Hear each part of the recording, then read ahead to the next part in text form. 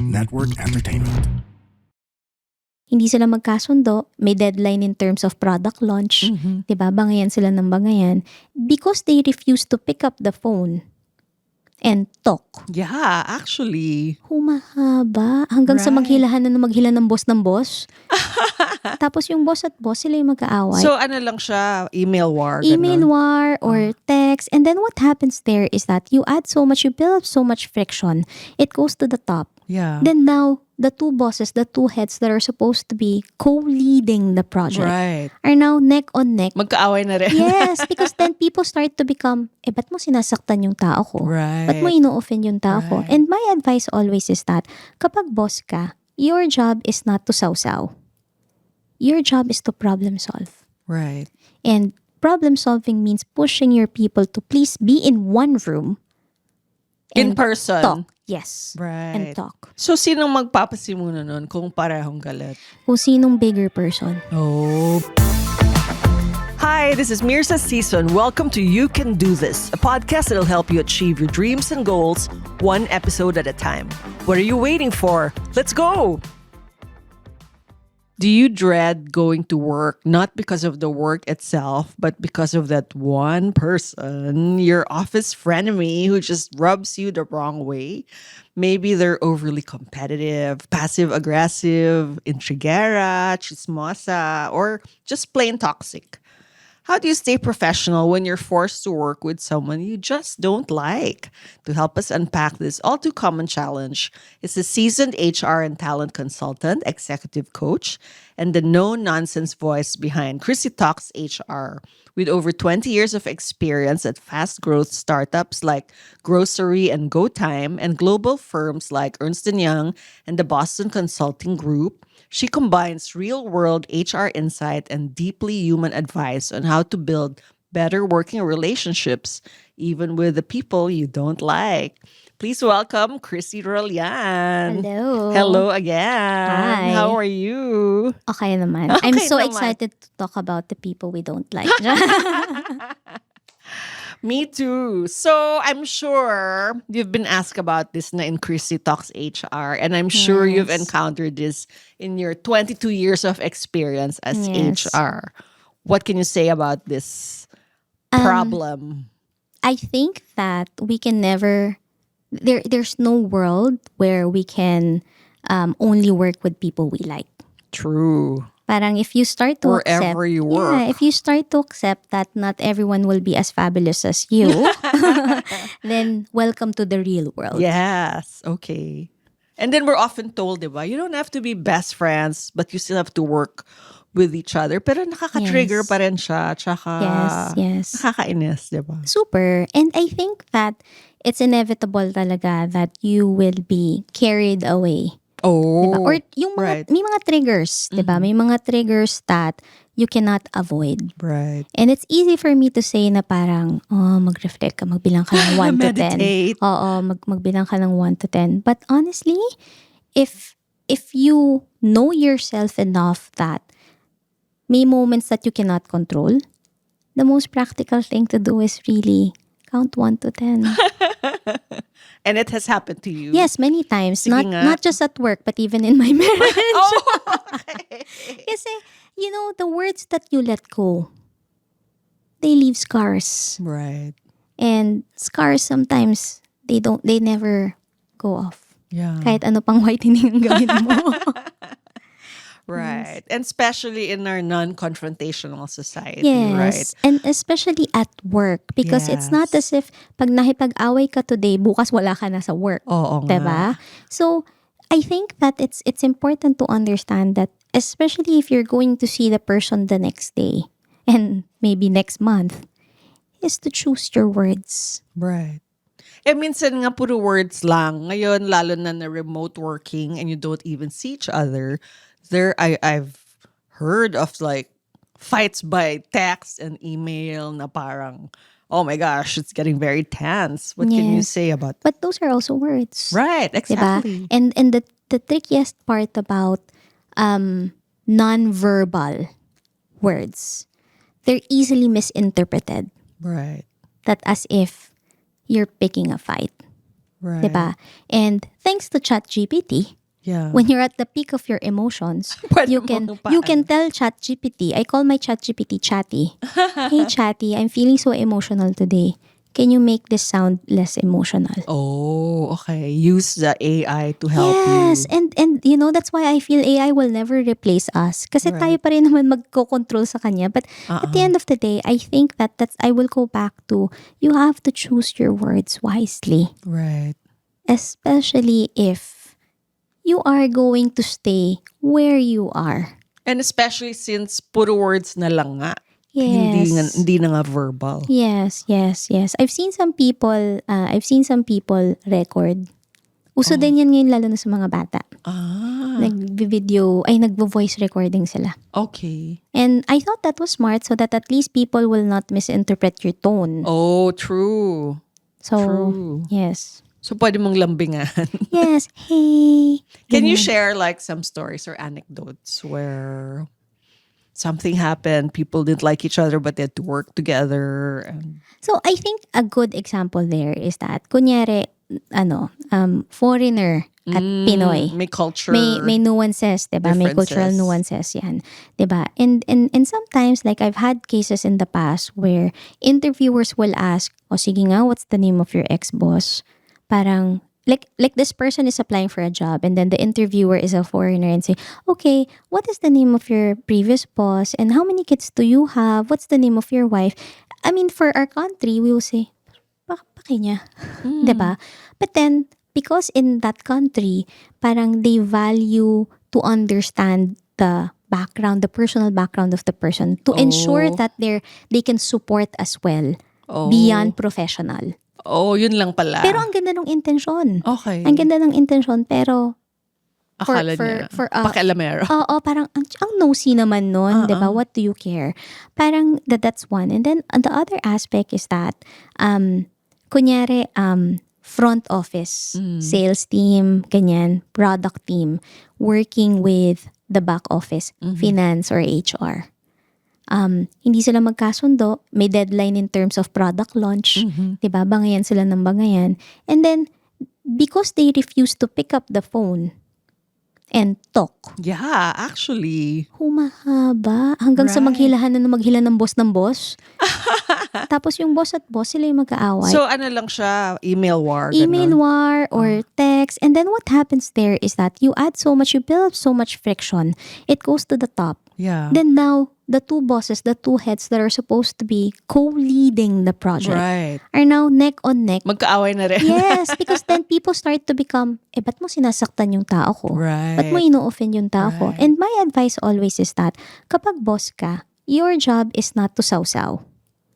Your job is to problem solve. Right. And problem solving means pushing your people to please be in one room. In and person. Talk. Yes. Right. And talk. Right. Why is it so hard for Filipinos to do that?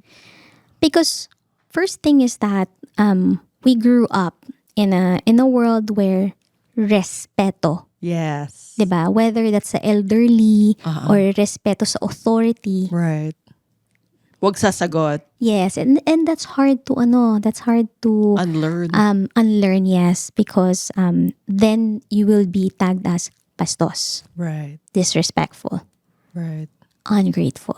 Right. And Diba? so we avoid directly dealing with something in conversation. Yes, confrontation. We just We're a very non-confrontational society. turn a blind eye na lang. Yes. Right. Or the worst than turning a blind eye. Tiisin mo na lang. Yeah. But the worst thing that can happen to you, kakatiis, is that one day, you'll go Sasabog loca-loca. ka. Yeah, you go loco-loco Right. when it's too much. Right. And then there's no turning back from there. Right. Or when they say, kailangan makipagplastikan kahit na hate mo. So, paano na yun? What is your take on that? Hindi mo naman kailangan makipagplastikan eh. But if you have a mindset that not everybody will agree with you, but also at the same time, you don't exist to please everyone because you Right. cannot Right. and you should not. Right. Then is to stay objective. Right. Parang when you have people that kontrabida sa trabaho, is to really, if you don't want to confront that person, is to just speak matter of fact. Ano ba yung matter of fact? Sample. So, kunyari, katrabaho mo siya. Obviously, katrabaho mo siya because you're working on a project together. Yeah. It's just to stay the course in terms of ano ba yung project, ano ba yung steps sa project, diba? And a lot of times, I wanna think that this is the case. People get into a disagreement because of out of passion. Right. Both really are passionate about exactly. their side. Oo.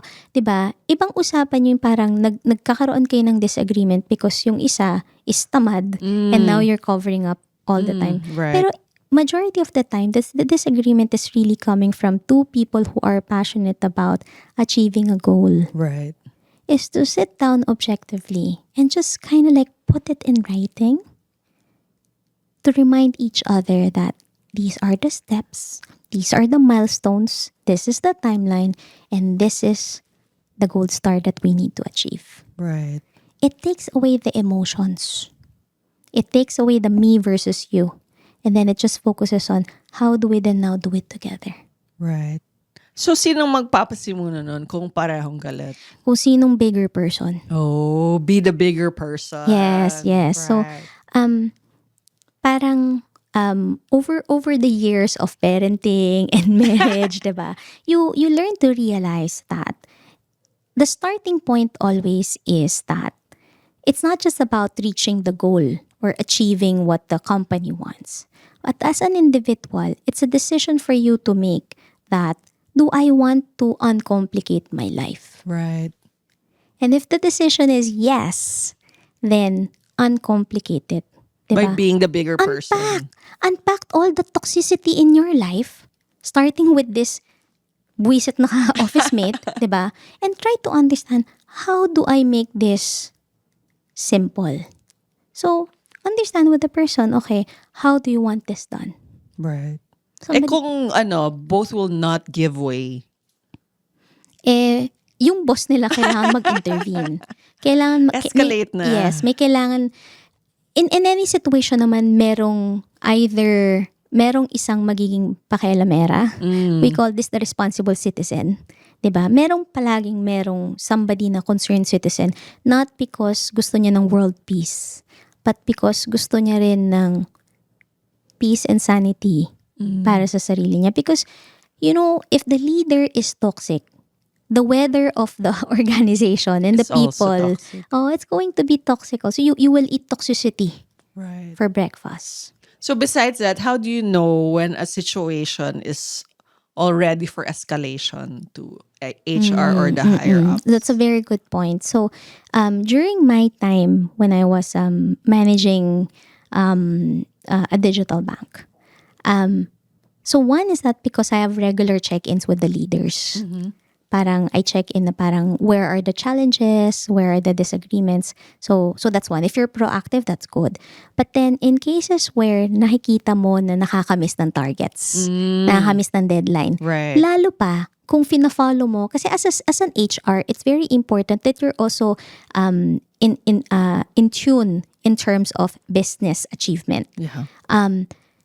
If hindi nakaka-reach, you break it down. You work backwards and understand saan ba yung disconnect. And what you will find out there is that sadly, kaya nagkaka-disconnect because hindi nagko-collaborate.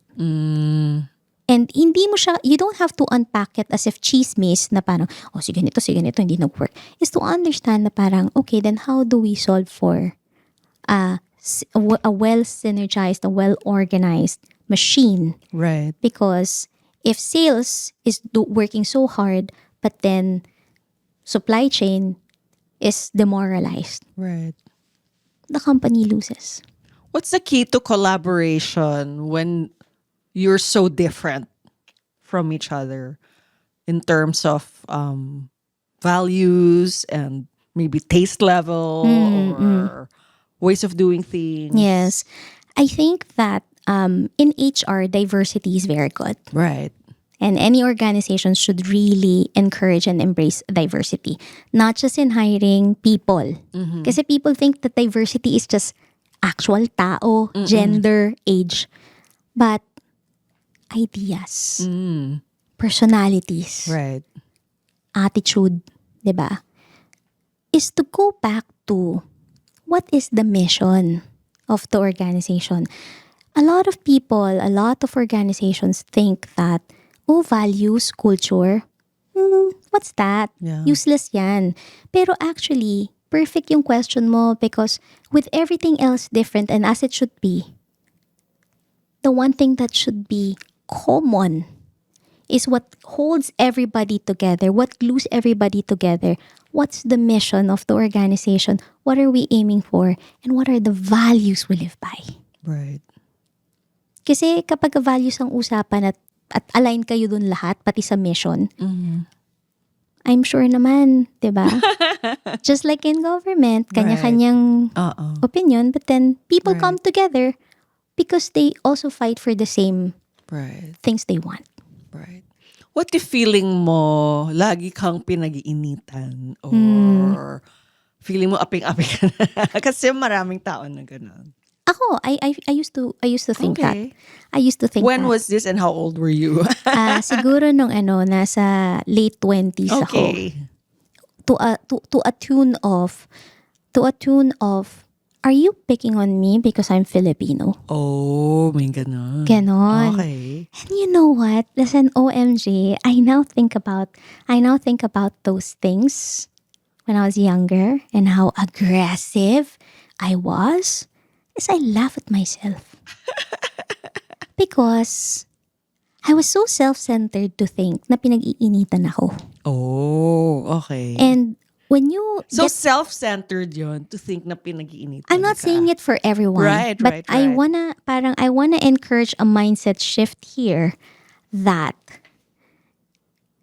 I hope that it's not really true that people pick on you. Yeah, yeah. Diba? Parang special ka. Pero two things you can think about it is, number one is that maybe they're just spending more attention because they see your potential. Okay.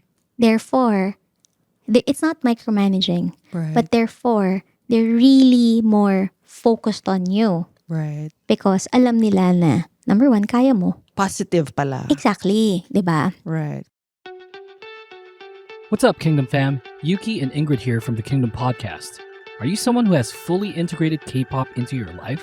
Or keep up with the latest K-pop comebacks, news, and scandals? Do you also dream about getting married to your bias and having their babies in the future? Well, you're in the right... What? I'm just being honest. Look, you know what? Let's just get back to it. At the Kingdom Podcast, we dive into the latest comebacks, dissect the music videos, and do deep dives on controversies. Not only do we make things informative, but we also keep it fun. It'll be just like listening to a group of friends who love K-pop as much as you. You won't find another podcast that's as fun and unfiltered as ours. So, if you're ready for some K-pop chaos, grab your nightsticks and tune in. Check out the Kingdom Podcast. Stream it on all your favorite podcast platforms. Stay awesome, Kingdom fam! I thought that was pretty good. What do you think? Marrying your bias and having their babies? Really? Yep. Okay. Would you say na maraming or cultural sa atin yung persecution complex? Na ako na naman. Victim. Victim I'm a mentality. victim. Right, Yes. right. Yes. Oo. Kasi nga, I don't mean naman to say na kasi emotional tayo. Kasi pag tinanggal mo yung emotion, that takes away the human in you. Diba? Pero kasi, we will feel that way if we take it as para tayong family. Why would you do that to me? I'm your family. Okay, right. Pero if you keep things objective, Right. and that's where the second part is in terms of the shifting the mindset that, hey girl, it's not about you, Yeah. but it's about the cause that we're fighting for. When you start to take away, kaya nga I started with self-centered, and when you don't make it about you, you make it about the work. Right. Di pinag-iinitan niya yung work. Right. It just so happens ikaw yung gumagawa ng work. But that can be another person. Yeah. So when you look back on that Oh self-centered my gosh, I was so person, immature. I was so immature. paano mo na-realize?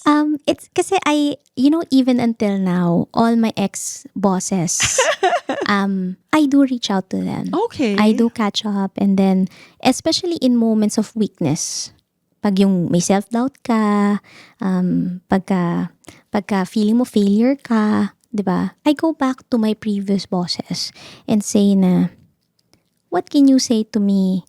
Di ba? Parang in terms of motivate me. But also at the same time, parang, how was I when you were managing me? Okay. So, they would always say na parang, oh, I'm happy that you're now more mature. And I was very immature when I was younger because I was very driven. Right. I was very driven to win, to go up the ladder.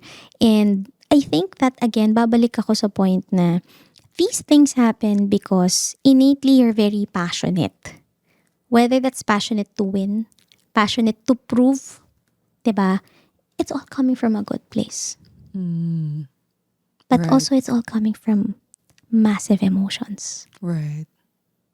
And when you feel that you're always being picked on, how does that reflect on your self-esteem? Oh, massive insecurity. Okay. So that's the root. Yeah, and really parang you would go back and feel like, why am I not enough? Why am I not enough? And majority of the time, when you're working closely with a boss, again, babalik tayo sa family dynamic, diba? Sa culture natin. Bosses are also a replacement to authority and to our parents. Right. And as a child, all you want is to make sure that you make your parents proud. And when you're given bad feedback, you stumble upon that mindset na, I'm a failure. Okay. So, the encouragement here is that if you feel that you're being picked on and you find it very difficult to confront, sometimes, either one, mag-journal ka. Okay. Mag-journal ka to just self-soothe. But also at the same time, maybe find the courage to even write your boss a love letter. And say what? Say how you feel. Okay. That you don't have to make it too personal, but slightly personal in a sense that, boss, I appreciate how you give me constructive feedback, but I also want to share with you a piece of me.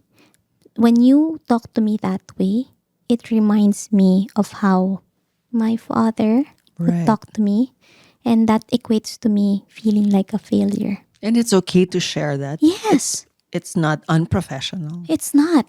It's not. Hindi mo naman sinasabi sa boss mo na parang, you make me feel like this. Okay. Diba? So it's I statements. Exactly. Exactly. Parang, ito yung mga, I don't want to use the word trap, but ito yung mga things na parang, you cannot take it against me. This is about me. Right. So, yung pagiging self-centered may lugar.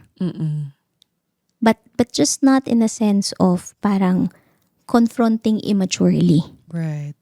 And you know, a lot of these things you will start to only realize when you're out of that situation. Okay.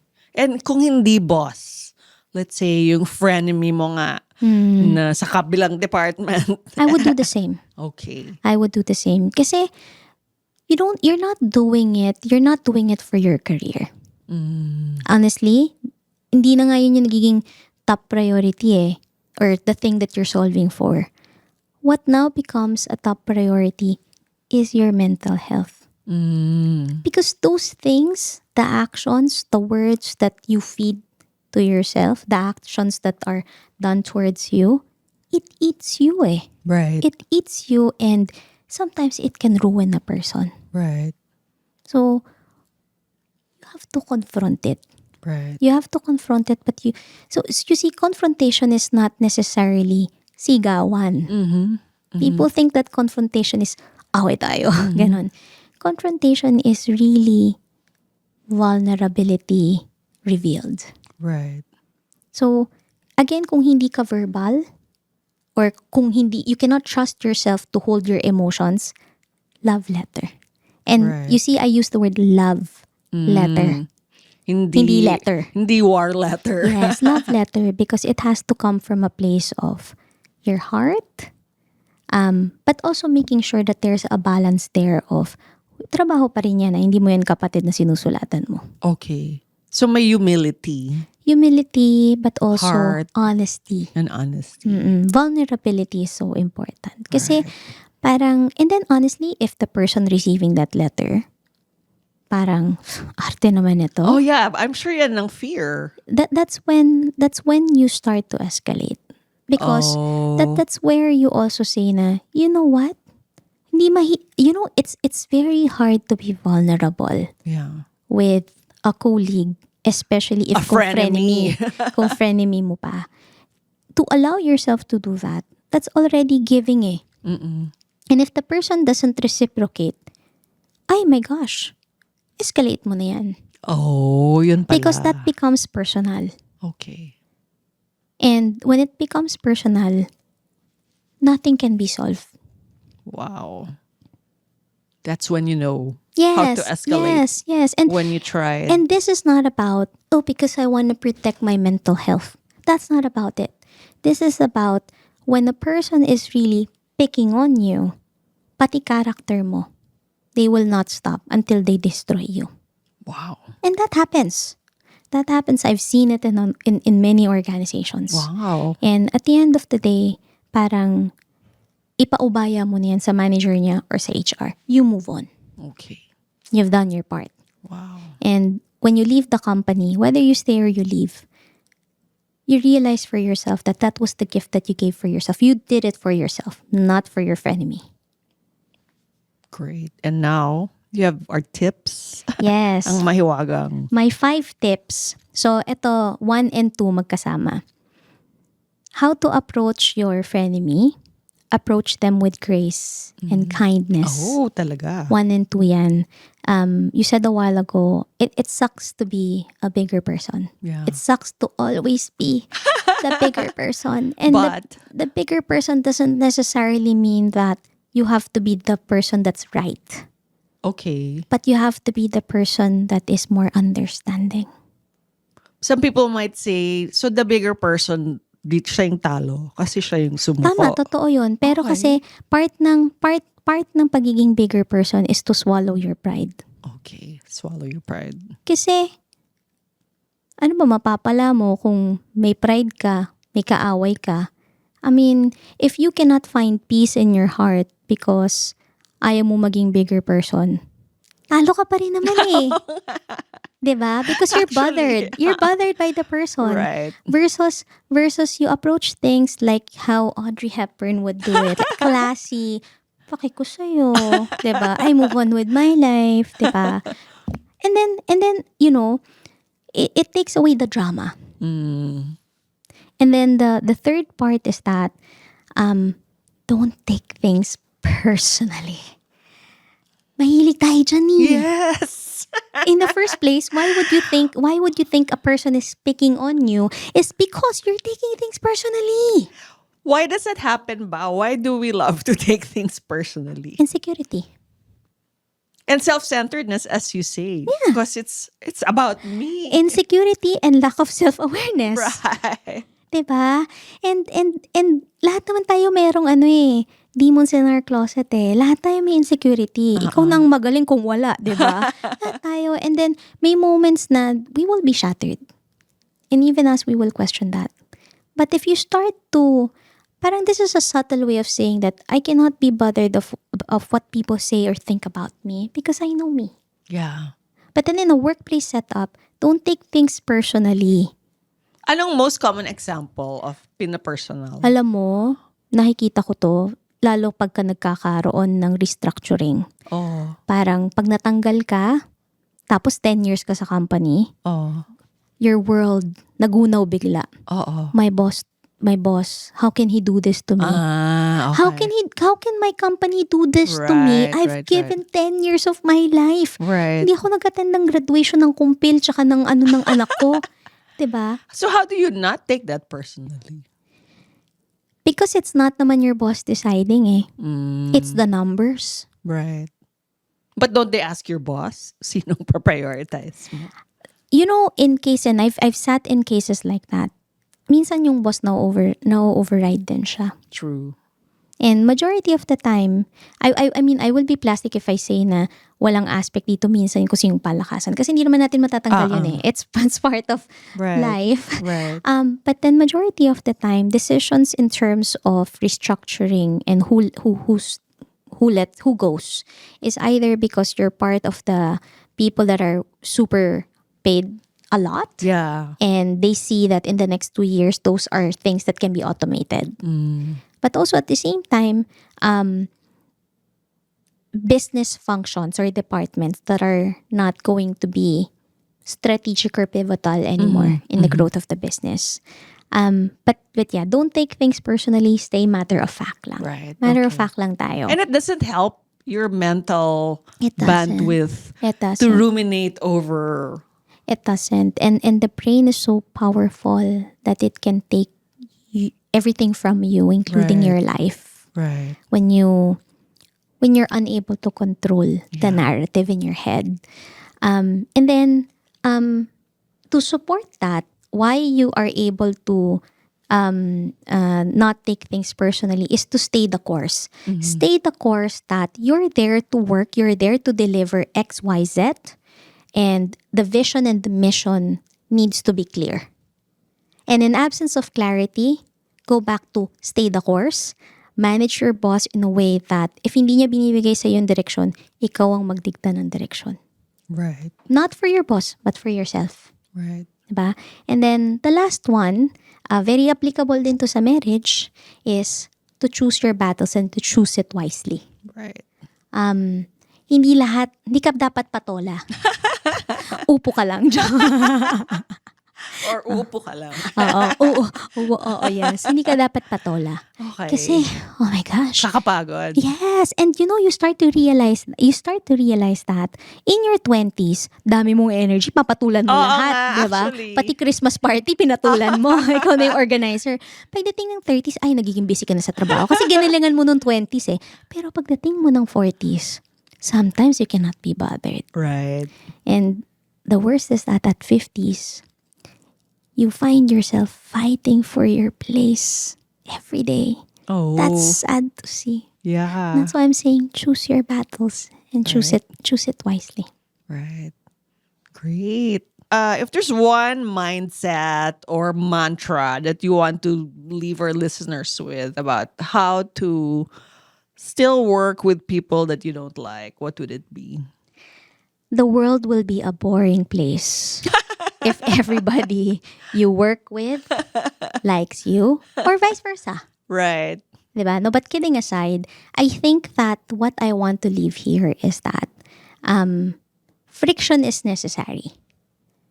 Not just for setting the fire or being able to see na naliha ka. Diba? But taking on that concept of na naliha ka, you're being smoothened, Right. is also character building. Right. And character that you can bring with you wherever you go, wherever company you go to. Right. And this too shall pass. Once It you will- apply the it, tips. It will pass if you work on intellectual maturity. that's the most important. Yes, that's part. very important. Hindi lang muscles ang binibuild, yung Right. actual muscles, but more than anything else, intellectual maturity. Right. Because that's going to be the basis also of a better EQ. True. Thank you so much, Chrissy. Thank you. So where can people hear more of your tips and your advice? Yeah, so you can follow me on Facebook, Instagram, and TikTok. And also, please follow me on YouTube so I can reach 1,000 followers. It's Chrissy Talks HR. All right. Thank you. Thank you so much. Bye.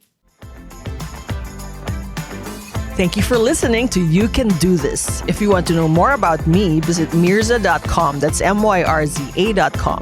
And follow me at Mirza Season on Instagram, Facebook, YouTube, TikTok, Twitter, and LinkedIn. If you like this episode, please don't forget to rate it 5 stars.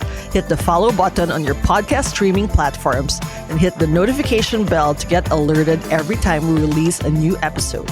Catch you at our next convo, and always remember, you can do this.